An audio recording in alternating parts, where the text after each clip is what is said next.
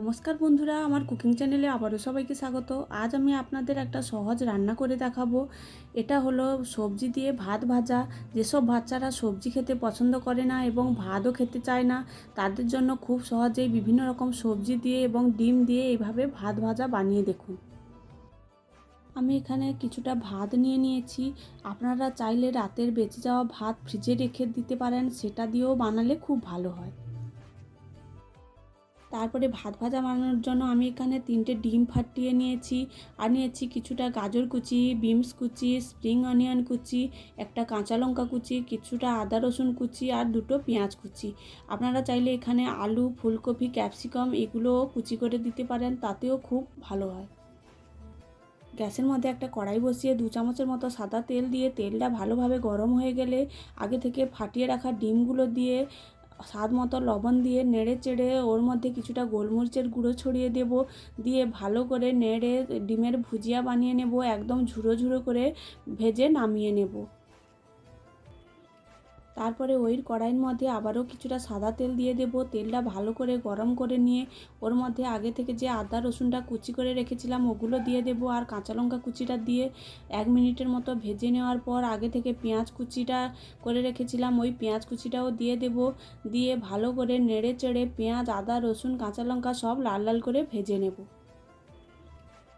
পেঁয়াজ, আদা, রসুন, কাঁচা লঙ্কা ভালোভাবে ভাজা হয়ে গেলে ওর মধ্যে আগে থেকে যে গাজর আর বিনসটা কুচি করে রেখেছিলাম ওগুলো দিয়ে দেব। স্বাদ মতো লবণ দিয়ে আরও 1 থেকে 2 মিনিট ভালো করে ভেজে নেব। বেশি ভাজবো না, তাহলে কালারটা নষ্ট হয়ে যাবে এবং ক্রাঞ্চি ভাবটা চলে যাবে। 2 মিনিট ভেজে নেওয়ার পর ওর মধ্যে দিয়ে দেব যে স্প্রিং অনিয়ন বা পেঁয়াজ কলিটা কুচি করে রেখেছিলাম ওইগুলো দিয়ে আরও 1 থেকে 2 মিনিট ভালো করে ভেজে নেব। সবজিগুলো হালকা ভেজে নিয়েছি, তারপরে ওর মধ্যে দিয়ে দেব আগে থেকে যে ভাতটা তুলে রেখেছিলাম ওই ভাতটা দিয়ে সমস্ত সবজির মধ্যে ভালো করে মিশিয়ে নেব। তারপরে ওর মধ্যে দিয়ে দেব 1/2 চামচের মতো সয়া সস, 1/2 চামচের মতো ভিনিগার আর কিছুটা গোলমরিচের গুঁড়ো। আপনাদের বাড়িতে এগুলো থাকলে দেবেন, না হলে দেওয়ার কোনো দরকার নেই, স্বাদের তেমন কোনো তারতম্য হবে না। ভিনিগার, সয়া সস আর গোলমরিচের গুঁড়ো ভাতের সঙ্গে ভালোভাবে মিশিয়ে নিয়েছি।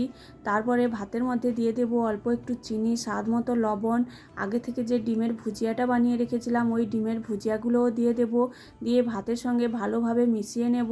মেশানো হয়ে গেলে নামানোর আগে উপর থেকে আরও কিছুটা স্প্রিং অনিয়ন ছড়িয়ে নামিয়ে নেব।